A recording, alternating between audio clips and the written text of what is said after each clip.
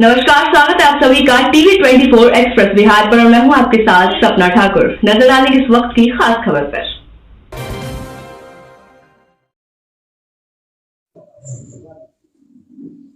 चुना इनकी हरियाली योजना। जब ये हरियाली योजना का यात्रा करते हैं, न इनकी पर्यावरण बचाने की योजना, न ये दारू रोक पाए, ये उसके लिए भी यात्रा किए। पूरे बिहार में हर घर में स्मैक चला गया। इनकी उपलब्धि है सभी बच्चों को स्मैक थमा देना। बिजली का बोझ हम पर ज्यादा पड़ गया। स्मार्ट मीटर को लेकर के हम परसों भी बोले हैं कि आतंक मीटर है, इसको रोको। और बीपीएल परिवार को कब फ्री घोषणा करोगे? आपकी ये घोषणा है। बीपीएल परिवार पर ज्यादा बोझ पड़ जाता है। तो कल जो आकर के यहां डपोर संत लोग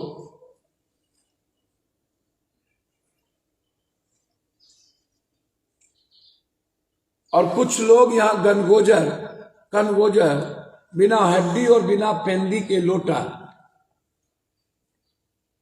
उनसे हम आग्रह करना चाहें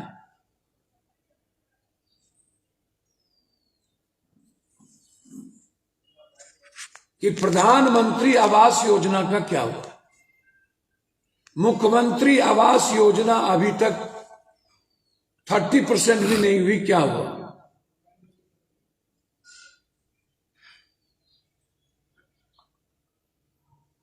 एसटी एससी की स्टेपन और छात्रवृत्ति माइनॉरिटीज का, अल्पसंख्यक का क्या हुआ?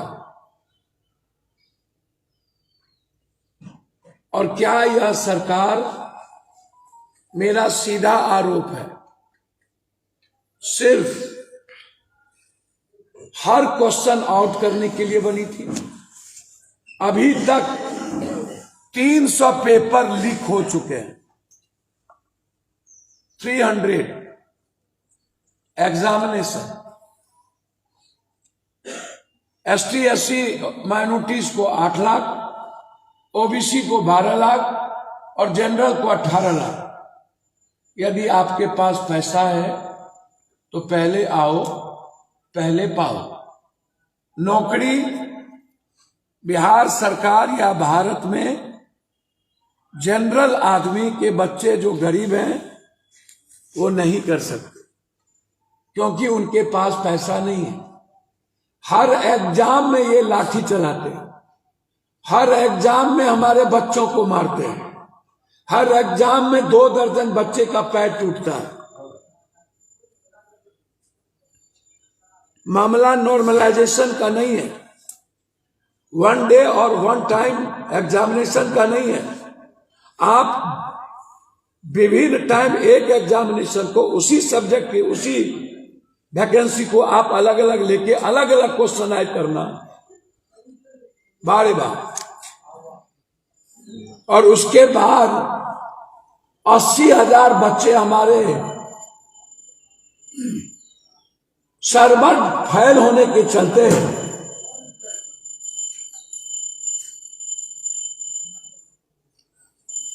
फिलअप नहीं कर पाए और आप डेट तक नहीं बढ़ाए। आप रोजगार विरोधी हैं, आप किसान विरोधी हैं,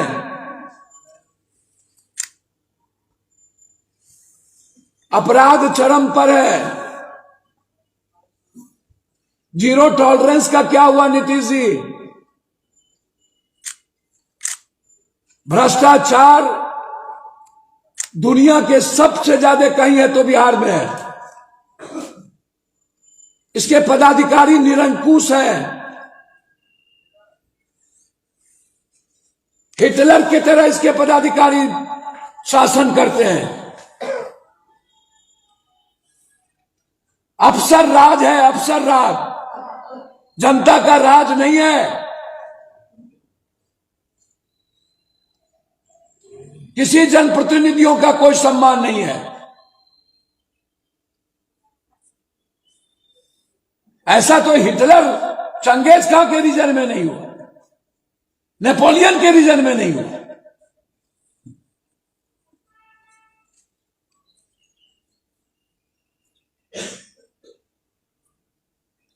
और अपराध और माफिया तो खैर बाप रे बाप, जहां देखो वहां ये दो गुंडा राज है, एक अफसर का गुंडा राज है और दूसरा जहां देखिए वहीं लाठी चलाना। त्रिवेणीगंज में लाठी चलाए पब्लिक, पटना में लाठी चलाए पब्लिक।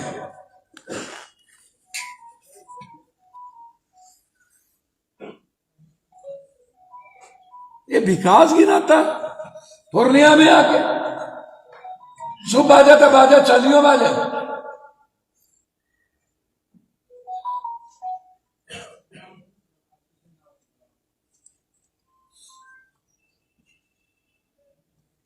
मैं 5 चैलेंज कर रहा हूं आज। पहला चैलेंज है हिम्मत तो भ्रष्टाचार मिटा के दिखा दे।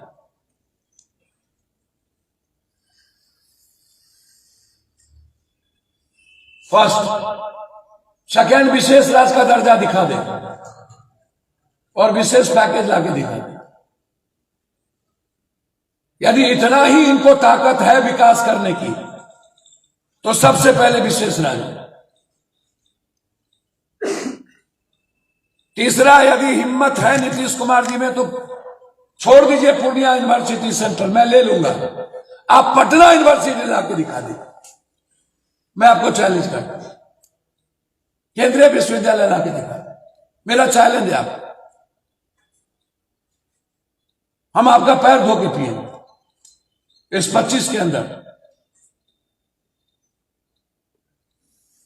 यदि आप इतने ही विकास करना चाहते हैं पर्यटन में आप 10,000 करोड़ रुपया लाके दिखा दीजिए। बिहार को यदि प्रगति चाहते हैं तो सबसे पहले पर्यटन पे ध्यान देना पड़ेगा। बिहार में पर्यटन के अलावे हमारे पास सिर्फ दूसरा चीज यदि कुछ है तो वो मछली है, दूध है, मखान है, मक्का है और food processing. 3.5 lakh crore ton मछली हम पैदा करते हैं और हम बाहर का मछली खाते हैं। यदि हिम्मत है तो बाहर की मछली रोक करके ये दिखा दे और बिहार के मछली को कंपलसरी करे।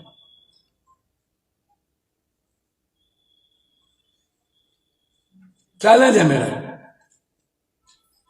मैं आते ही बाहर की मछली बंद कर दूंगा। सिर्फ बिहार की मछली चलेगा और बाहर की मछली बंद कर दूंगा। और बिहार की मछली को हम बाहर भेजेंगे, यहां भी और बाहर भी। हम बाहर के हर मिल्क को बंद कर देंगे टोटल। एक भी बाहर के मिल्क नहीं आएगा। बिहार का जितना मिल्क प्रोडक्शन है, प्रोडक्टिविटी है, उसको हम बढ़ावा देंगे।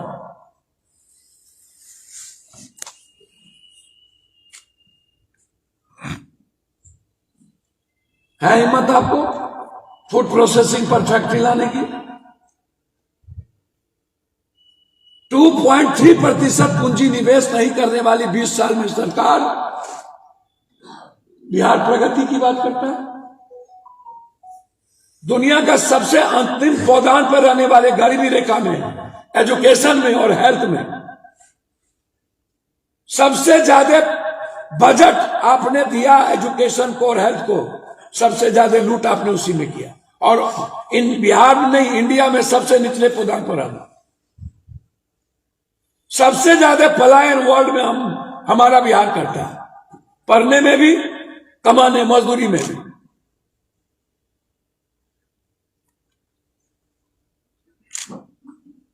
और ये विकास की बात करते, ये यहां के किनारे एयरपोर्ट। परसों भी हमारे मंत्री ने कहा कि टेंडर कर दिया हूं, जनवरी में उद्घाटन करने चलो, शिलान्यास करने चले।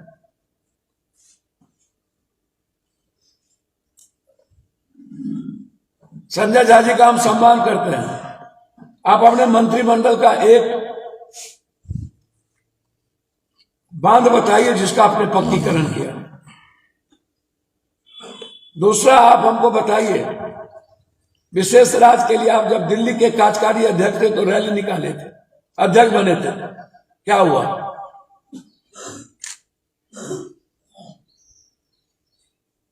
यह सरकार अफसर के गुंडागर्दी पर चलती है।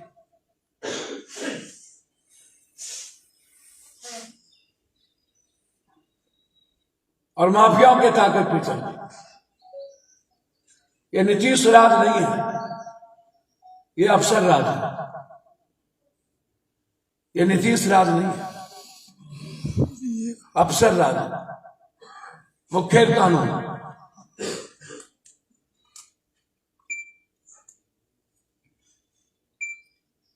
तीन आदमी को नेक सलाह देना चाहूंगा। एक मंत्री है जो हमेशा गाली गलौज करते हैं। मैंने उनसे कई बार कहा, आप सरकार में हैं, तीनों सरकार में हैं,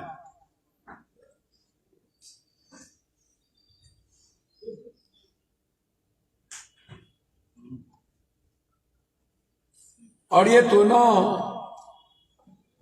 किसी घर के एल्सेशियन कुत्ता से भी ज्यादा कम है। मैं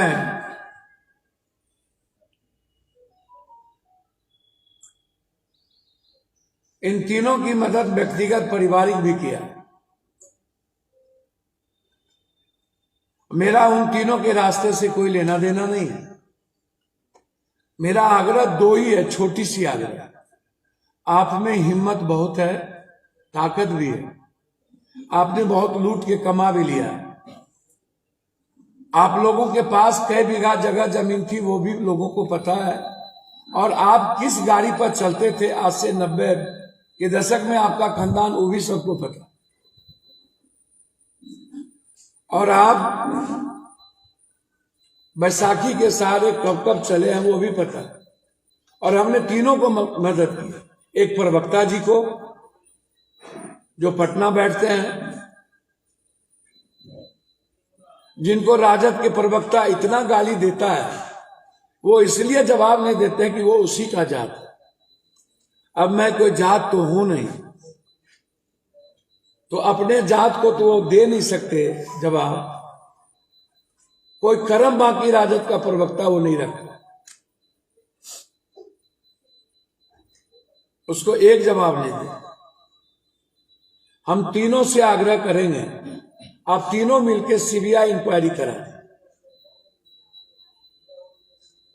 सारे प्रकरण को। झारखंड सरकार ने कल जो फेसबुक पर आया है उसकी जांच अपनी एसआईटी से शुरू कर दिया।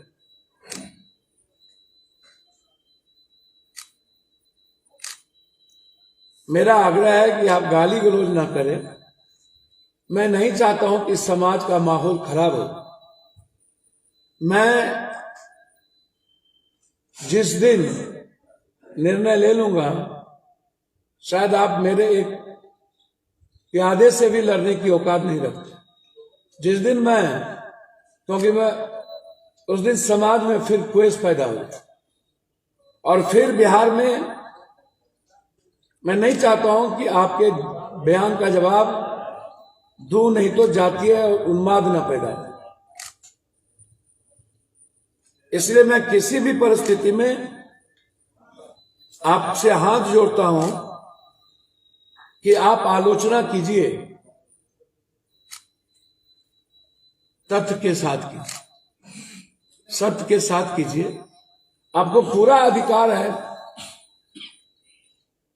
अपनी बात कहने का, लेकिन गाली गलौज करना ये कहीं से भी उचित नहीं है, और शब्दों का चयन होना चाहिए। मैं फिर कहूंगा, 29 धमकियां मिली, और पत्रकार जी लोगों से भी आग्रह करेंगे, बिना पूरे तथ्य को समझे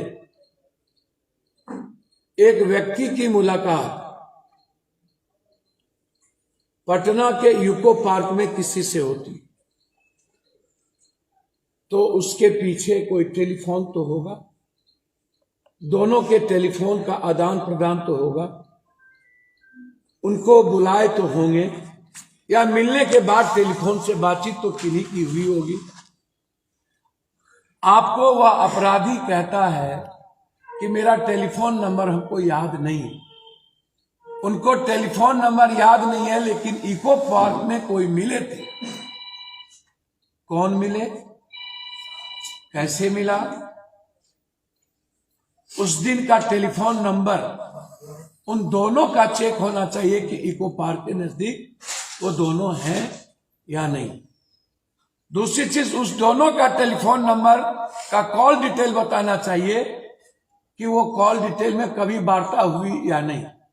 तीसरी चीज, यदि थे वो दोनों आदमी तो सीसीटीवी फुटेज से निकालना चाहिए कि वो दोनों गेट पर एंट्री के वक्त, क्योंकि वहां टिकट कटती है और गेट पर एंट्री के नजदीक सीसीटीवी फुटेज, तो उस दिन का सीसीटीवी फुटेज उनको खंगालना चाहिए। 3, चौथा चीज,